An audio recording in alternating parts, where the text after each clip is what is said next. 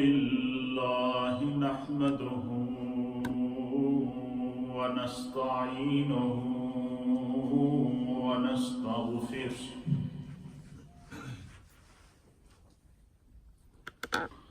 ونؤمن به ونتوكل عليه ونعوذ بالله من شرور أنفسنا ومن سيئات أعمالنا من يهده الله فلا مضل له ومن يضلله فلا هادي له ونشهد أن لا إله إلا الله ونشهد أن سيدنا وسندنا ونبينا ومولانا محمدا عبده ورسوله أما بعد فأعوذ بالله من الشيطان الرجيم بسم الله الرحمن الرحيم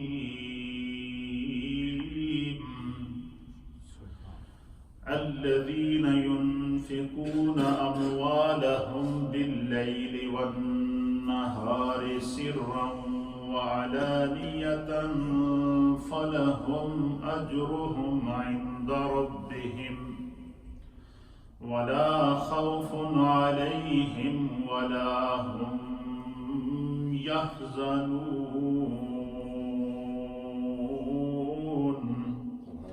آمنت بالله وصدق الله مولانا العظيم وصدق رسوله النبي الأمين الكريم إن الله وملائكته يصلون على النبي يا أيها الذين آمنوا صلوا عليه وسلموا تسليما اللهم صل وسلم على سيد الأنبياء والمرسلين وعلى آله الطيبين وأصحابه الطاهرين أجمعين الصلاة والسلام عليك يا سيدي يا رسول الله وعلى آلك وأصحابك يا سيدي يا رحمة للعالمين الصلاة والسلام عليك يا سيدي يا رسول الله وعلى آلك وأصحابك يا سيدي يا رحمة للعالمين حمد و صلاة کے بعد اللہ رب العالمین کا لاکھ لاکھ شکر اور اس مولا کریم کا بڑا ہی احسان ہے کہ جس رب کریم نے ہم گناہ گاروں کو شکل انسانی میں پیدا فرمایا اور ہمیں طرح طرح کے انعامات اور اکرامات سے نوازا، بالخصوص ہمیں ایسے ہادی اور رہبر عطا فرمائے کہ جن کے بتائے ہوئے احکامات پر اگر ہم عمل کریں ہم دنیا میں بھی کامیاب ہیں اور آخرت میں بھی کامیاب ہیں۔ حضرات محترم، رمضان المبارک کا بابرکت مہینہ اپنی تمام تر رحمتوں کے ساتھ، عظمتوں کے ساتھ، انعامات اور اکرامات کے ساتھ ہمارے درمیان اللہ کے فضل کی صورت میں، اس کے کرم کی صورت میں اور رب کریم کی رحمت کی صورت میں موجود ہے۔ اس بابرکت مہینے کی جہاں پر اور فضیلت ہے وہاں پر ایک فضیلت یہ بھی ہے کہ اللہ کے حبیب علیہ السلام نے اسے شہر المواسات فرمایا۔ کیا فرمایا؟ شہر المواسات، اس کا معنی یہ ہے، حضور نے فرمایا کہ یہ رمضان غم خواری کا مہینہ ہے۔ کیا ہے؟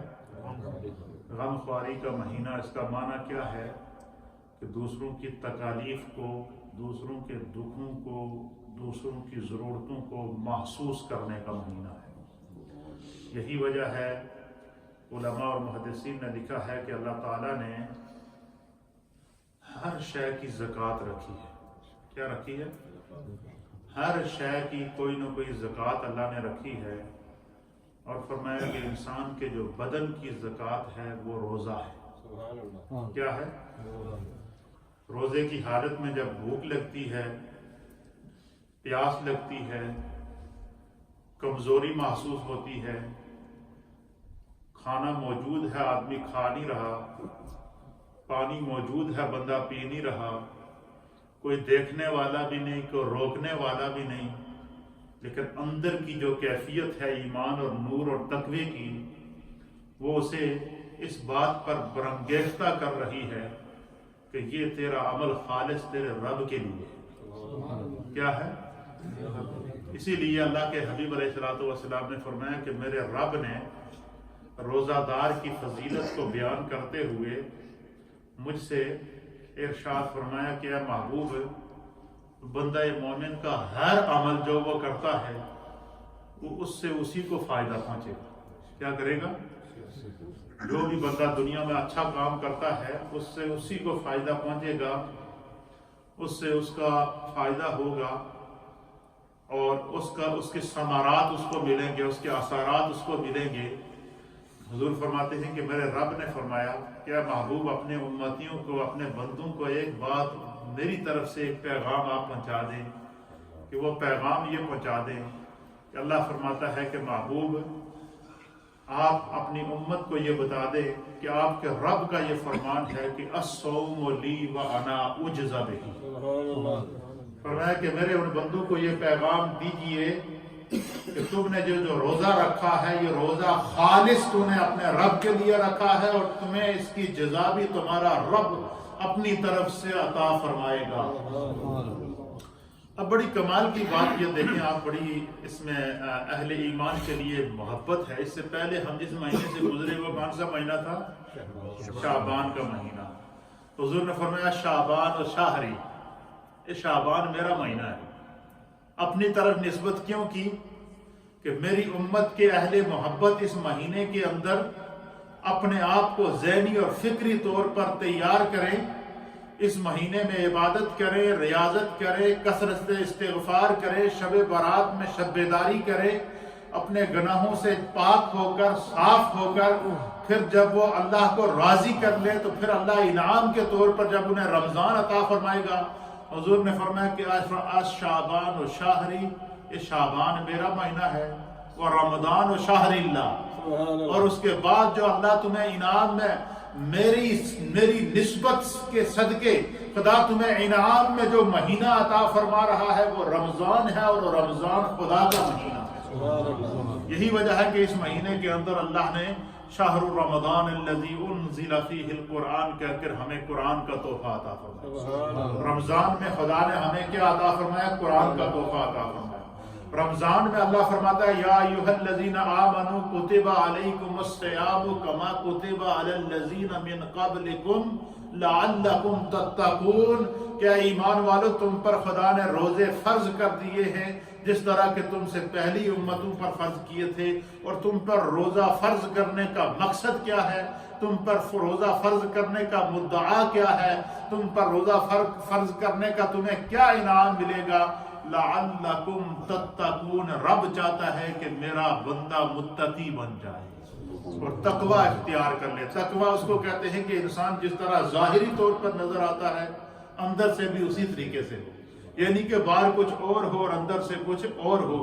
تو پتہ چلا کہ جب بندہ روزہ رکھتا ہے تو روزے سے جہاں پر اس کے اور فوائد ہیں وہاں انسان کا باطن پاک ہوتا ہے انسان کی۔ اور یہی وجہ ہے کہ دیکھیں قرآن حکیم فرقان مجید میں اللہ تعالیٰ نبی پاک صلی اللہ علیہ وسلم کی تعلیمات اور آپ کی تبلیغ کا مقصد بتاتا ہے کہ اللہ کے حبیب علیہ السلام کو اللہ تعالیٰ نے دنیا میں جو بھیجا تو سرکار دنیا میں آ کر کیا کرتے تھے؟ وَيُعَلِّمُهُمُ الْكِتَابَ وَالْحِکْمَةَ، سرکار کی مجلس میں جو لوگ بیٹھتے تھے حضور انہیں قرآن حکیم کی کتاب کی اللہ کے احکامات کی تعلیم دیتے تھے، حکمت کی تعلیم دیتے تھے، اور نہ صرف تعلیم دیتے تھے، پھر کیا کرتے تھے؟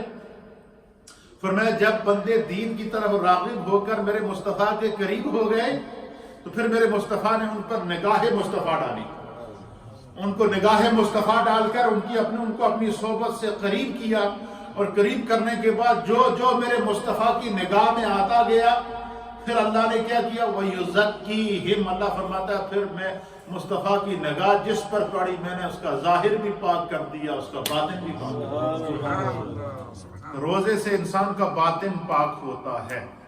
اسی طریقے سے اللہ کے حبیب نے فرمایا کہ ہر شے کی زکوٰۃ ہے، اور انسان کے جسم کی زکوٰۃ روزہ ہے۔ اس لیے اللہ کے حبیب علیہ السلام نے فرمایا کہ اس مہینے میں کثرت سے نیکی کرو۔ سرکار نے فرمایا جو اس مہینے میں نیکی کرے گا عام مہینوں میں فرض ادا کرنے کے برابر خدا اسے ثواب عطا فرمائے گا۔ جو فرض ادا کرے گا اللہ تعالیٰ اسے 70 فرائض کے برابر ثواب عطا فرمائے گا۔ اس مہینے میں سرکار دو عالم صلی اللہ علیہ وسلم صحابہ اکرام رضوان اللہ تعالیٰ علیہم اجمعین کو صدقے کی ترغیب دیتے تھے۔ جہاں پر روزے کی اور آپ نے فضیلت بیان فرمائی، وہاں پہ سرکار صدقے کی ترغیب دیتے تھے، اپنے مال سے زکوٰۃ نکالنے کی ترغیب دیتے تھے، دوسروں کے دکھوں اور دردوں کو محسوس کرنے کی ترغیب دیتے تھے، حتیٰ کہ یہاں تک سرکار دو عالم صلی اللہ علیہ وسلم نے ترغیب دی ہے صدقے کی، اللہ کے راستے میں مال خرچ کرنے کی، کہ رمضان کے مہینے میں زیادہ سے زیادہ خدا کے راستے میں مال خرچ کرو۔ اس حد تک ترغیب دی کہ نبی پاک صلی اللہ علیہ وسلم نے فرمایا کہ جب تم سارے روزے رکھ کے فارغ ہو جاؤ تو فرمایا تمہارے روزے زمین اور آسمان کے درمیان معلق ہوں گے، لٹکے ہوئے ہوں گے، ابھی قبولیت کو نہیں پہنچیں گے۔ فرمایا اس وقت تک تمہارے روزے، تمہاری نمازیں، تمہاری عبادات، رمضان کے مہینے میں کی جانے والی حسنات زمین اور آسمان کے درمیان معلق رہیں گی، لٹکی رہیں گی، جب تک کہ تم صدقہ فطر ادا نہ کرو، فطرانہ ادا نہ کرو۔ کیوں؟ اب بندے نے اپنے روزہ رکھ کے اپنے جسم کی زکوٰۃ نکال دی، اب اللہ چاہتا ہے کہ میرے بندے نے اگر جسم کی زکوٰۃ نکالی ہے تو وہ اپنے مال کی بھی زکوٰۃ نکالے۔ جب وہ اپنے مال کی بھی زکوٰۃ نکالے گا تو اللہ تعالیٰ اس کے مال کو بھی پاک کر لے گا، اس کے جسم کو بھی پاک کر لے گا، اس کی روح کو بھی پاک کر لے گا، اس کے ظاہر کو بھی پاک کر لے گا، اس کے باطن کو بھی پاک کر لے گا۔ جب وہ ظاہری اور باطنی طور پر پاک ہو جائے گا تو فرمایا کہ جب بندہ صدقہ فطر ادا کر کے عید کی نماز پڑھنے کے لیے عیدگاہ میں آتا ہے تو اللہ کے حبیب علیہ الصلوۃ والسلام فرماتے ہیں تو جب عید کی نماز ادا کر کے واپس جاتا ہے تو اللہ کے حبیب فرماتے ہیں کہ خداوند قدوس کی جانب سے اعلان ہوتا ہے، اور وہ اعلان صرف اللہ اپنے بندوں تک محدود نہیں رکھتا بلکہ اللہ تعالیٰ سب سے پہلے فرشتوں کے اجتماع میں اعلان کرتا ہے۔ فرشتوں کو مخاطب کر کے فرماتے ہیں کہ اے میرے فرشتوں، آج تم گواہ ہو جاؤ کہ میرے بندے نے میری خاطر روزہ رکھا، میرے بندے نے میری خاطر زکوٰۃ ادا کی، میری بندے نے میری خاطر صدقات ادا کیے، میرے بندے نے میری خاطر جو ہے وہ غربا ضرورت مندوں کا خیال رکھا، اور میری بندے نے میری خاطر بھوک اور پیاس کی شدت اور تکلیف کو برداشت کیا۔ فرمایا کہ فرشتوں آج تم گواہ رہنا، آج تمہارا رب ان کی بخشش کا اعلان عام فرما رہا ہے۔ اللہ کی طرف سے بخشش انعام کے طور پر ملی۔ اب آپ اندازہ لگائیں روزہ کیا ہے۔ علماء محدثین نے اس کے فلسفے کے اندر لکھا ہے کہ روزے کا جو حقیقی فلسفہ ہے وہ یہ ہے کہ بندے کے اندر احساس پیدا ہو۔ کیا ہو؟ یہی وجہ ہے کہ حضور نے فرمایا کہ رمضان کا مہینہ شہر المواسات، یہ غمخواری کا مہینہ ہے، دوسرے کے دکھوں تکلیفوں کو محسوس کرنے کا مہینہ ہے، احساس کا مہینہ۔ احساس کیا ہے؟ احساس یہ ہے کہ جب بندہ روزہ رکھتا ہے اسے بھوک لگتی ہے، پیاس لگتی ہے، تکلیف ہوتی ہے، تکلیف برداشت کرتا ہے، 18-20 گھنٹے کا روزہ رکھتا ہے، اس کے اندر احساس پیدا ہوتا ہے۔ وہ احساس کیا پیدا ہوتا ہے کہ خدا نے مجھے مال بھی دیا ہے، دولت بھی دی ہے، عزت بھی دی ہے، کاروبار بھی دیا ہے، جاب بھی دی ہے، پھر حکومت بھی دی ہے، اختیار بھی دیا ہے، سب کچھ دیا ہے۔ اس کے باوجود جب میں صبح سے شام تک بھوکا رہتا ہوں تو میرے جسم میں کمزوری بھی ہوتی ہے، مجھے پریشانی بھی لاحق ہوتی ہے، بھوک بھی محسوس ہوتی ہے۔ ایک دن کی بھوک اور پیاس کا اگر یہ عالم ہے کہ میرے جسم پر کمزوری لاحق ہو جاتی ہے، نکاہت آ جاتی ہے، تو اللہ کے مخلوق میں تو کچھ ایسے لوگ بھی تو ہیں جو پورا پورا سال فاقے سے رہتے ہیں، جن کو رہنے کے لیے گھر نہیں ہے، جو راتیں فٹ پاتھوں پر گزارتے ہیں، جو اللہ کے سہارے پر اس کھلے آسمان تلے رہ رہے ہیں. تو اللہ کے حبیب علیہ السلام نے فرمایا کہ پھر بندے کے اندر احساس پیدا ہوتا ہے. حضور علیہ السلام نے فرمایا کہ اس مہینے میں کثرت سے صدقات کرو. سرکار نے فرمایا کہ اپنے پڑوسیوں کا، غرباء کا، یتامہ کا، مساکین کا خیال رکھو. صحابہ اکرام کی اس ترغیب کے باوجود، اللہ کے حبیب علیہ السلام کی ترغیب کے باوجود صحابہ اکرام اس پر اس طرح عمل کرتے تھے کہ صحابہ اکرام رضوان اللہ تعالی علیہم اجمعین جب سرکار دو عالم صلی اللہ علیہ وسلم ان کو کسی کام کی ترغیب دیتے تو اپنا مال و متاع ہر چیز قربان کر دیا. حتیٰ کہ یہاں تک حدیث کے اندر آتا ہے کہ غزوہ خیبر کا موقع تھا، غزوہ خندق کا موقع تھا، اور اللہ کے حبیب علیہ السلام نے غزوہ احزاب کے موقع پر فرمایا کہ مجھے اللہ کے راستے میں اللہ کے دین کے لیے مال کی ضرورت ہے. تو صحابہ اکرام نے اپنے مال جتنے مال ان کے پاس تھے پیش کر دیے. ایک موقع ایسا آیا کہ سیدنا صدیق اکبر نے گھر کا گھر لوٹا دیا. سرکار یہ پوچھنے لگے کہ ابو بکر گھر کے لیے کیا چھوڑ کر آئے ہو؟ تو آپ نے فرمایا اللہ اور اس کے رسول کو چھوڑ کر. یہ وہ جذبہ تھا. پھر قرآن حکیم فرقان مجید کے 4 سپارے کے اندر جب یہ آیت نازل ہوئی، لن تنالوا البر حتی تنفقوا مما تحبون، کہ نیکی کا کمال درجہ یہ ہے کہ تم وہ چیز اللہ کے راستے میں خرچ کرو جو تمہیں زیادہ محبوب ہو. اب ہمارے یہاں یہ ہوتا ہے کہ بندہ سوچتا ہے کہ بھائی جڑا مال کم ہے تو مک گیا، اس میں جا کے یا تو مسیح بھی دے آؤ تو یا مدرسے ہی دے آؤ، کیونکہ اپنے کام کا نہیں رہا. قرآن کا یہ اسلوب نہیں ہے. قرآن کہہ رہا ہے جو تمہیں سب سے زیادہ محبوب ہے اس کو خدا کے راستے میں دو. پاکیزہ اور طیب اور طاہر چیز کو اللہ کے راستے کے اندر دو. فرمایا کہ جو بندہ اپنی محبوب چیز کو خدا کے راستے میں خرچ کرتا ہے، اپنے مال سے زکوٰۃ نکالتا ہے، تو اللہ تعالیٰ اسے جو ہے وہ 1 گنا نہیں، 2 گنا نہیں، 700 گنا اس مال میں اضافہ فرماتا ہے اور اپنے فضل سے اضافہ فرماتا ہے. قرآن حکیم فرقان مجید اس کی بھی مثال دے رہا ہے. قرآن فرماتا ہے کہ وہ اس طرح ہے کہ جس طرح بندہ زمین کے اندر بیج بجائی کرتا ہے. گندم کی، آپ سارے زمیندار لوگ ہیں، جب زمینوں کے اندر گندم بیج کی بجائی ہوتی ہے تو گندم کے ایک دانے سے ایک درخت نکلتا ہے. کتنا نکلتا ہے؟ ایک دانے سے ایک پودا نکلتا ہے. یا مکئی ہوتی ہے تو مکئی کو جب آپ کھیتی کے اندر ڈالیں تو مکئی کے ایک دانے سے ایک مکئی کا پودا نکلتا ہے. اب وہ جو گندم کے ایک دانے سے ایک پودا نکلا، اب اس کو وہ جب اوپر بڑا ہوا، بڑا ہونے کے بعد جب اس کے ساتھ وہ سٹا لگا جس کے ساتھ گندم ہوتی ہے، تو اب ایک پودے کے ساتھ 100 200 یا اس سے زائد یا اس سے کم جو ہے وہ دانے ہوتے ہیں یا نہیں ہوتے ہیں. اب دانہ ایک زمین میں گیا تھا، اس کے بدلے میں خدا نے اس رزق کے اندر اضافہ کیا. اب اس ایک دانے سے اللہ تعالیٰ 100 200 700 800، اب وہی آپ نے ایک کھیت کے اندر 20 کلو 25 کلو یا 1 من یا 2 من زیادہ سے زیادہ گندم کی بجائی کی ایک ہارے کے اندر. اب پتہ چلا کہ جس کھیت کے اندر آپ نے 2 من گندم بجائی کی تھی، اب جو اس سے جب فصل پک کے تیار ہوئی تو وہی کھیت آپ کو اس کے بدلے میں 25 من 30 من 40 من 50 من گندم دیتا ہے یا نہیں دیتا؟ دیتا ہے یا نہیں دیتا؟ یہ مثال دی ہے قرآن کریم نے. قرآن یہ مثال دے کر سمجھا رہا ہے کہ بندہ یہ نہ سمجھے کہ میں جب اللہ کے راستے میں مال خرچ کرتا ہوں تو میرا مال میں کمی آتی ہے، ورنہ یہ انسان کی سوچ میں کمی ہے. فرمایا کہ جو بندہ جو بھی اللہ کے راستے میں مال دو، خوش اسلوبی کے ساتھ دو. اور اہل ایمان کس انداز سے مال کرتے تھے؟ قرآن حکیم فرقان مجید کی سورہ بقرہ کی آیت نمبر 38 کے اندر اللہ فرماتا ہے کہ الذین ينفقون اموالہم، وہ لوگ جو اپنے مالوں کو اللہ کے راستے میں خرچ کرتے ہیں باللیل والنہار، نہ دن دیکھتے ہیں نہ رات دیکھتے ہیں. جب بھی انہیں موقع ملتا ہے کہ میرا اس وقت خدا کی طرف سے مال خرچ کرنے کا موقع آیا تو میں اس کو خرچ کروں. سرًا وعلانیۃً، دن ہو یا رات ہو، وہ اللہ کے راستے میں مال خرچ کرتے ہیں. اللہ تعالیٰ اہل ایمان کی، صحابہ اکرام کی فضیلت کو بیان کرتا ہے کہ سرکار کے اشارے پر وہ جب مال لوٹاتے تھے وہ یہ نہیں دیکھتے تھے کہ اس وقت رات ہے تو میں صبح دے دیا گا، نہیں، صبح پتہ نہیں زندہ رہوں گا یا کہ نہیں رہوں گا. فرمایا صحابہ اکرام کا معمول یہ ہوتا تھا کہ جب انہیں ترغیب دی جاتی تھی تو ان کے پاس جب مال آتا تھا تو ان کو اس وقت تک یقین سکون نہیں آتا تھا کہ جب تک کہ اللہ کے راستے میں اس کو لگا نہ لیں، ضرورت مندوں کی ضرورتوں کو پورا نہ کریں۔ فرمایا کہ دن اور رات کو نہیں دیکھتے، وہ ہر لمحہ خدا کے راستے میں اپنے مال کو خرچ کرتے ہیں تاکہ رب راضی ہو جائے۔ سرًا وعلانیۃً، ان کی خصوصیت یہ ہے کبھی وہ چھپا کر مال اللہ کے راستے میں خرچ کرتے کہ کسی دوسرے کو پتہ نہ چلے، وعلانیۃً، اور کبھی وہ اعلانیہ طور پر مال دیتے ہیں تاکہ دوسروں کو ترغیب ملے۔ یہی وجہ ہے کہ صحابہ اکرام کے اندر یہ دونوں صفات پائی جاتی تھی۔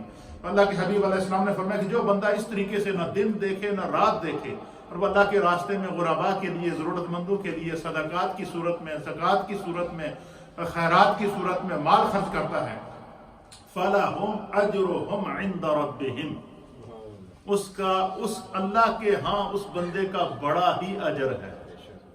یہ قرآن ہے، اللہ فرماتا ہے کہ خدا کے ہاں اس بندے کا بڑا ہی اجر ہے۔ تو پتہ چلا کہ اس قرآن کی یہ آیت ہمیں یہ تعلیم دے رہی ہے کہ اگر ہم یہ چاہیں کہ ہمارا رب ہم سے راضی ہو جائے، ہم یہ چاہیں کہ ہمارا رب ہر لمحہ ہمیں اپنے قرب کی دولت سے مالا مال فرمائے، تو فرمایا کہ یہ جو مال ہے اس مال کو جو ہے وہ اس پر سانپ بن کر نہ بیٹھو بلکہ ضرورت مندوں کی ضرورت کو پورا کرو۔ فرمایا کہ وَلَا خَوْفٌ عَلَيْهِمْ، جو لوگ اللہ کے راستے میں مال خرچ کرنے میں بخل نہیں کرتے اور وہ ضرورت مندوں کی ضرورتوں کو پورا کرتے ہیں، لا خوف علیہم ولا ہم یحزنون، خداوند قدوس ایک تو ان کے مال میں تو برکت پیدا کرے گا ہی کرے گا، ان کے مال کے اندر اضافہ کرے گا ہی کرے گا۔ دوسرا ان کا فائدہ کیا ہوگا کہ دنیا اور آخرت میں اللہ تعالیٰ ان کو ہر خوف سے بے خوف کر دے گا، ہر غم سے آزاد کر دے گا۔ قیامت کا جب منظر ہوگا، نفسا نفسی کا عالم ہوگا، ہر شخص پناہ کی تلاش میں ہوگا، سورج سوا نیزے کے اوپر ہوگا، اللہ کے حبیب فرماتے ہیں اس لمحے ایک ایسا خوش قسمت شخص آئے گا جو خدا کے کرم کے سائے میں ہوگا، اللہ کے فضل کے سائے میں ہوگا، خدا کی رحمت کے سائے کے اندر ہوگا۔ اس کو سورج کی سوا نیزے کی گرمی اس کا کچھ نہیں بگاڑ سکے گی، کیونکہ اس نے زندگی میں اپنے نام کا صدقہ کیا ہوگا۔ پھر ایک حدیث کے اندر آتا ہے اللہ کے حبیب علیہ الصلوۃ والسلام فرماتا ہے کہ جو شخص اپنے مال سے زکوٰۃ نکالے، صدقہ عطا فرمائے، اللہ کے حبیب علیہ السلام فرماتے ہیں کہ چاہے وہ ایک کھجور ہی کیوں نہ دے، کیا ایک کھجور ہی کیوں نہ دے، فرمایا کہ اس کا وہ مال اللہ کے ہاں جمع ہو جاتا ہے۔ کیا ہو جاتا ہے؟ جمع ہو جاتا ہے، اور جب وہ جمع ہو جاتا ہے تو پھر کیا ہوتا ہے؟ فرمایا کہ وہ پھر بڑھتا رہتا ہے، بڑھتا رہتا ہے، بڑھتا رہتا ہے، بڑھتا رہتا ہے۔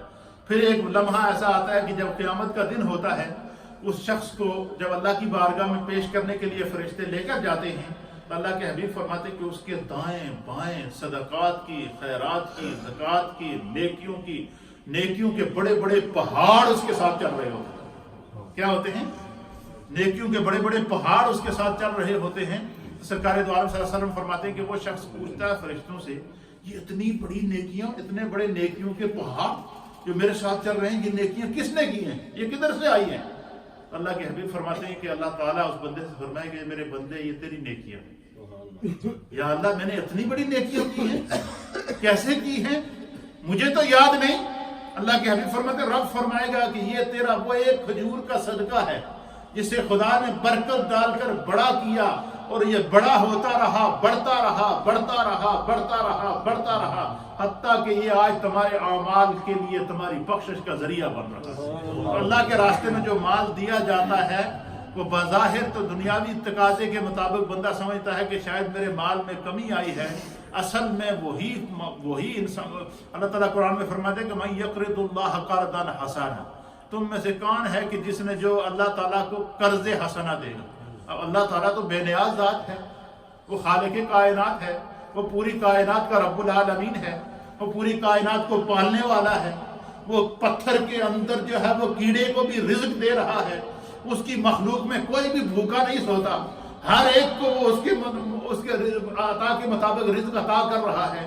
پھر اللہ کو قرض دینے کا کیا معنی ہے؟ تو اللہ کے حبیب علیہ السلام نے فرمایا کہ جو شخص اپنے مال کو اللہ کے راستے میں خرچ کرتا ہے، حقیقت میں ہم دنیا میں یہ کرتے ہیں کہ ہمارے پاس اکاؤنٹ نمبر ہوتے ہیں، بینک بیلنس ہوتے ہیں، ہم کہتے ہیں کہ ہم نے بینک میں جمع کرنا ہے۔ اللہ کے حبیب فرماتے ہیں خدا نے بھی ایک بینک بنایا ہے، اور وہ بینک کیا ہے؟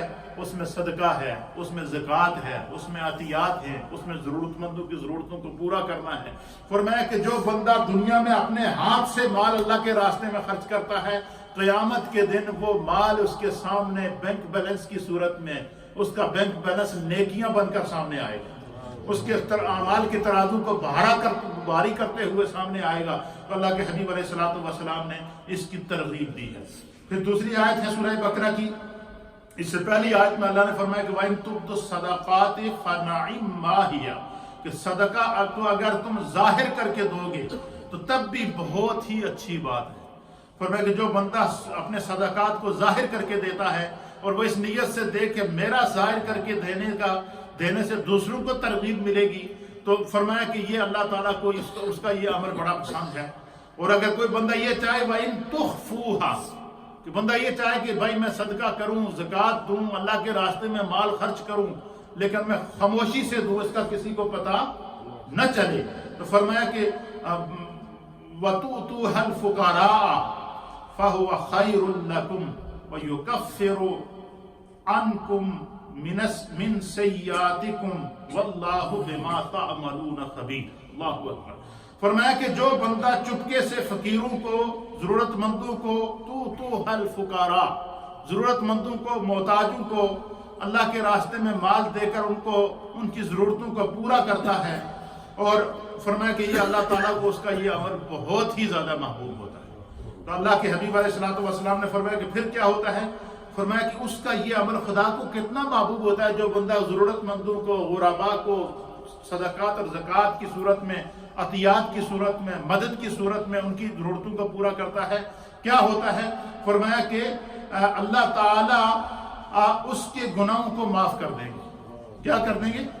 اس کے گناہوں کو معاف کر دیں گے، اور اس حد تک معاف کر دیں گے کہ اللہ تعالیٰ اس کے گناہوں کو اس کی نیکیوں میں تبدیل کر دے گا۔ تو بندہ اگر یہ چاہے کہ اللہ تعالیٰ اس کے گناہوں کو معاف کرے، فرمایا کہ وہ اللہ کے راستے میں غرباء اور ضرورت مندوں کو مال عطا فرمائے، کیونکہ یہ رمضان المبارک کا مہینہ ہے۔ اس میں بہت سارے لوگ وہ ہیں جو ضرورت مند ہیں، جن کے پاس اپنے بچوں کے لیے عید کے کپڑے خریدنے کے لیے نہیں ہیں، کچھ وہ ہیں جو بڑی مشکل سے گزارا کرتے ہیں، کچھ وہ ہیں جو بظاہر تو کسی کو کچھ نہیں بتاتے، تکلیف برداشت کر لیتے ہیں۔ فرمایا کہ جس کو تم محسوس کرو، اس رمضان کے مہینے میں کوشش کرو کہ آپ کے بچوں کے ساتھ اس کے بچوں کی بھی عید ہو، ضرورت مندوں کے اس کی ضرورت کو بھی پورا کرو۔ فرمایا رمضان کے بعد اسی لیے صحابہ نبی پاک کی ترغیب دینے کے اوپر صحابہ اکرام رضوان اللہ تعالیٰ علیہم الاجمعین جو ہے وہ ہر سال باقاعدہ زکوٰۃ کا نصاب رمضان ٹو رمضان نکالا کرتے تھے، اور رمضان ٹو رمضان زکوٰۃ نکالتے تھے۔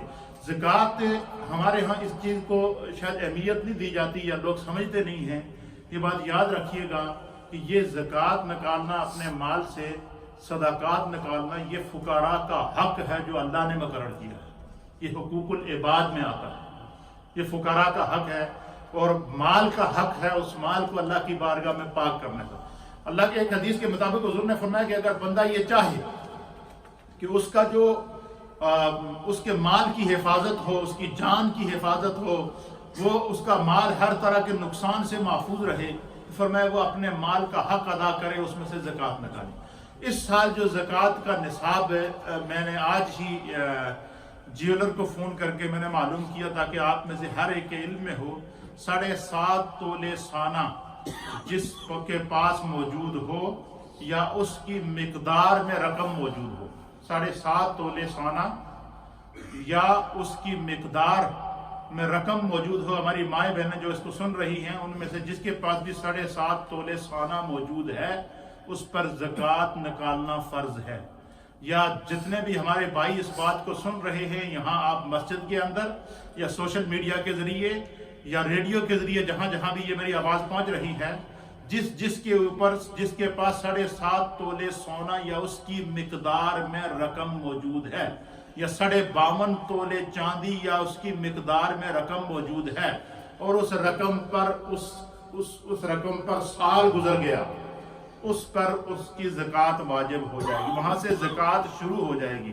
اس کا مطلب کچھ لوگ یہ سمجھتے ہیں مولوی صاحب دسیا سی کہ صرف 7.5 تولے سونے کی جڑی مقدار ہے اس قیمت زکات تو نہیں، وہاں سے زکات شروع ہوتی ہے۔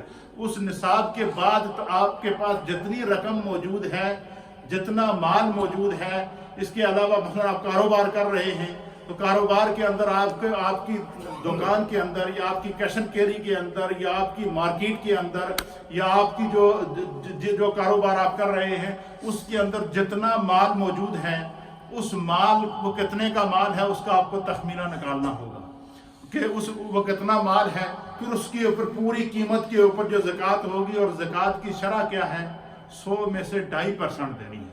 کتنی دینی ہے؟ 2.5% زکوٰۃ ادا کرنی ہے۔ تو 7.5 تولے سونے کی جو قیمت ہے آج کی ڈیٹ میں وہ ہے 2670 پاؤنڈ۔ کتنی؟ 2670 پاؤنڈ، 2670 پاؤنڈ جس شخص کے پاس موجود ہیں اور اس کے پاس سال گزر گیا، اس پر زکوٰۃ فرض ہے۔ اور 7.5 تولے سونے کی جو زکوٰۃ بنتی ہے وہ 70 پاؤنڈ بنتی ہے۔ کتنی بنتی ہے؟ اب 7.5 تولے سونا یا اس کی مقدار، یہاں سے نصاب شروع ہوتا ہے۔ اب چاندی کی کیا مقدار آپ دیکھیں، اب اس میں یہاں تقوی کی بات ہے، یہ تو سونے کا نصاب ہے۔ اب چاندی کا نصاب کیا ہے؟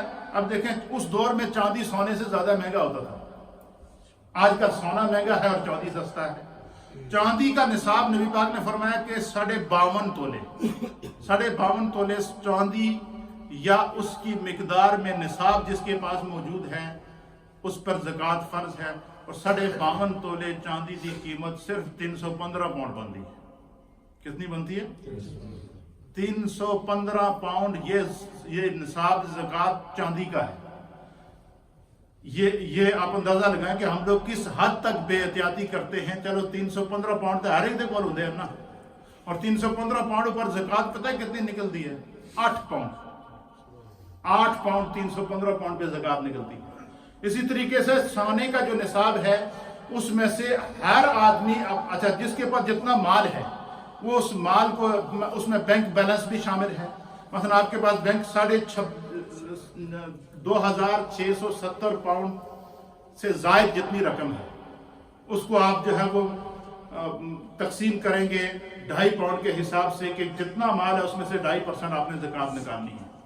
پھر اسی طریقے سے جو ہے وہ کسی کے پاس پلاٹ ہیں، مکانات ہیں، کچھ لوگوں نے 4 5 8 10 12 مکان رکھے ہوتے ہیں، کرائے چل رہے ہوتے ہیں۔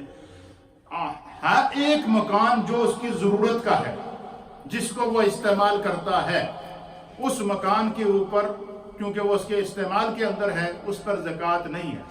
ایک سے زائد جس کے پاس جتنے مکانات ہیں اگر وہ کرائے پہ لگائے ہیں تو ان کا جو سال کا کرایہ ہے وہ، اور ان مکانات کی جتنی قیمت بنتی ہے۔ ایک مکان ہے رہنے کے لیے، اس کے علاوہ 2 مکان ہیں، 3 مکان ہیں، 4 مکان ہیں، 5 ہیں، 6 ہیں، 7 ہیں، 8 ہیں، ان مکانات کی ٹوٹل جتنی رقم بنتی ہے ان کا حساب کر کے اس میں سے زکوٰۃ نکالنی ہے۔ اگر اس مکان کو اپنے لیے جنت کا محل قیامت میں بنانا ہے تو، اگر اس مکان کو، اس مال کو اپنے لیے جہنم کا ایندھن بنانا ہے تو بندہ جتنی مرضی بچت کرتا پھر کوئی کسی کو نہیں پوچھے گا، اس کے لیے کسی کے اوپر کوئی زبردستی نہیں ہوتی۔ لیکن ایمان، تقوی یہ ضروری ہے ہم میں سے ہر ایک کے اوپر۔ اور پھر کچھ لوگوں نے یہ ہوتا ہے کہ مکان کرائے پہ لیے ہوتے ہیں، کرائے پہ دیے ہوتے ہیں، تو ان کی جو سالانہ آمدن ہے اس کو بھی جمع کر کے آپ اپنے نصاب کے اندر شامل کریں گے، مکان کی جو قیمت ہے وہ بھی اس کے اندر شامل کریں گے۔ اس کے علاوہ کوئی کاروبار کر رہا ہے تو اس کی کاروبار کے اندر جتنی جو ہے وہ جو مال موجود ہے اس مال کی جو قیمت ہے اس کو اس کے اندر نصاب کے اندر شامل کریں گے۔ تو یہ ساری وہ چیزیں ہیں جس میں سے ہر ایک انسان کسی نہ کسی چیز کے اندر انوالو ہوتا ہے۔ کوئی بندہ ایسا نہیں ہے کہ بندہ یہ کہ اب میں سے کون ہے جس کے پاس 2600 پاؤنڈ نہیں ہے؟ تقریباً الا ماشاءاللہ اکثریت کے پاس ہے یا نہیں ہے؟ 2670 پاؤنڈ سے زکوٰۃ شروع ہو جاتی ہے، یہ یاد رکھیے گا۔ اس کے اوپر پھر جتنی مال ہے اس میں سے 2.5% آپ لوگ زکوٰۃ ادا کریں۔ اللہ تعالیٰ ہمیں دین کو سمجھنے کی توفیق عطا فرمائے۔ اس کے بہت سارے مسائل ہیں لیکن چونکہ وقت اپنے دامن میں ایک وسعت نہیں رکھتا، ایک حدیث پاک اس کا ترجمہ سماعت فرما لیں۔ اللہ کے حضرت ابو ہریرہ رضی اللہ تعالیٰ عنہ کرتے ہیں کہ نبی صلی اللہ تعالیٰ علیہ وآلہ وسلم، نبی پاک صلی اللہ علیہ وسلم نے فرمایا کہ من نفس عن مسلم कुर्बतन मिन कुरबि दुनिया नफ़स अल्लाहु अन्हु कुर्बतन मिन कुरबि यौमिल क़यामत। अल्लाह के हबीब अलैहिस्सलाम ने फरमाया कि जो शख्स किसी मुसलमान की दुनियावी परेशानियों में उसकी किसी परेशानी को दूर करता है। देखें कितने लोग परेशान हैं, जो मुस्तहिक हैं, ज़रूरतमंद हैं, उसका इजहार तो नहीं करते, और हमें पता है कि वो बंदा ज़रूरतमंद है, मुश्किल में है, परेशान है। तो एक इंसानी जज्बे के तहत, इस्लामी जज्बे के तहत, दीनी जज्बे के तहत हम अगर उसकी मदद करते हैं, उसकी मुश्किल को, उसकी परेशानी को दूर करते हैं, तो अल्लाह के हबीब अलैहिस्सलाम ने फरमाया कि इंसान का ये अमल खुदा को इतना पसंद है कि नफ़सल्लाहु अन्हु कुर्बतन मिन कुरबिल यौमिल क़यामत। हुज़ूर अलैहिस्सलातु वस्सलाम ने फरमाया कि क़यामत के दिन जब सूरज सवा नेज़े पर होगा, हर शख्स नफ्सा नफ्सी की तलाश में होगा, हर शख्स पनाह की तलाश में होगा, उस लम्हे हुज़ूर अलैहिस्सलातु वस्सलाम ने फरमाया कि जिसने दुनिया में किसी की मुश्किल दूर की होगी, दुनिया में किसी की परेशानी के काम आया होगा, खुदावंदे कुद्दूस क़यामत की गर्मी में उसकी परेशानी को दूर फरमाएगा। क़यामत में जब कोई उसका मददगार नहीं होगा, फरमाया खुदा उसका वो अमल उसके लिए अल्लाह की रहमत बनकर, अल्लाह का करम बनकर क़यामत की मुश्किल को आसान फरमाएगा। फिर नबी पाक सल्लल्लाहु अलैहि वसल्लम ने फरमाया कि मन सतरा अला मुस्लिमिन, जिसने अपने किसी मुसलमान भाई का पर्दा रखा, सतर अल्लाहु फी दुनिया वल आखिरा, अल्लाह ताला दुनिया और आखिरत में उसका पर्दा रखेगा। फरमाया कि जो दूसरों का पर्दा रखता है, खुदाबंदे को तो दुनिया और आखिरत में उसका पर्दा रखेगा। और फिर अल्लाह के हबीब अलैहिस्सलाम ने फरमाया कि वफी औनिल अब्द मा कानल अब्दु फी औन अखीहि। अल्लाह के हबीब अलैहिस्सलाम ने फरमाया कि जो शख्स दुनिया में अपने किसी जरूरतमंद भाई की मदद करता है, क्या करता है? जरूरतमंद की, मुस्तहिक की मदद करता है, उसकी जरूरत को पूरा करता है, उसकी मुश्किल को हल करता है। अगर वो मुस्तहिक है तो ज़कात की सूरत में, सदाकात की सूरत में, और अगर वो मुस्तहिक नहीं भी है और किसी मुश्किल के अंदर है और बंदा इंसानी जज्बे के तहत चाहता है कि मेरी मदद से इस शख्स की ये मुश्किल आसान हो जाएगी, तो फरमाया कि खुदावंदे कुद्दूस को खिदमत खल्क का ये जज्बा इतना पसंद है, इतना पसंद है कि अल्लाह रब्बुल आलमीन उस बंदे की क़यामत की मुश्किल में मदद फरमाएगा। अब मुझे बताएं कि इससे बड़ा एजाज और क्या होगा कि बंदे की मदद खुदा करे? इससे बड़ा एजाज और क्या होगा कि हमारे माल को अल्लाह अपनी बारगाह में कबूल फरमाए? इससे बड़ा एजाज क्या होगा कि जिस बंदे ने दुनिया में ज़कात और सदाकात की सूरत में माल अदा किया है, और हुज़ूर ने फरमाया कि ये बात, ये तो तरगीब दी है उसकी फजीलत की, और फरमाया कि जिसके पास माल मौजूद है, ज़कात फ़र्ज है, अदा नहीं कर रहा, और उसके सामने कोई ज़रूरतमंद मौजूद है, उसकी ज़रूरत को पूरा नहीं कर रहा है, तो फरमाया क़यामत के दिन वही माल जिसके ऊपर वो खुद दुनिया में इस तरह बैठा रहा कि शायद ये माल उसके काम आएगा, और मैं मरते वक्त जब इंसान उसको देखेगा तो उसकी ख्वाहिश होगी कि काश कि अल्लाह मुझे दोबारा दुनिया में भेज दे तो मैं सारा माल अल्लाह के रास्ते में खर्च कर दूँ। फरमाया कि अब वो अल्लाह ना उसे दुनिया में भेजेगा, ना उसका वो माल खर्च होगा, बल्कि वो माल उसके लिए जहन्नम का ईंधन बनेगा, क्योंकि उसने उस माल में से हक अदा नहीं किया। तो ये सारी चीज़ें रमज़ान हमें पैगाम देता है तब्दीली का। क्या तब्दीली के? ज़ाहिर भी बदल जाए, बातिन भी बदल जाए, आमाल भी बदल जाए, किरदार भी बदल जाए, अखलाक भी बदल जाए, सूरत और सीरत भी बदल जाए। इसलिए मेरे दोस्तों, मेरे बुजुर्गों, इस रमज़ान में अपने इर्द गिर्द के माहौल पर नज़र रखते हुए ज़रूरतमंदों की ज़रूरत को ज़रूर पूरा करें। अल्लाह ताला हमें दीन समझने की तौफीक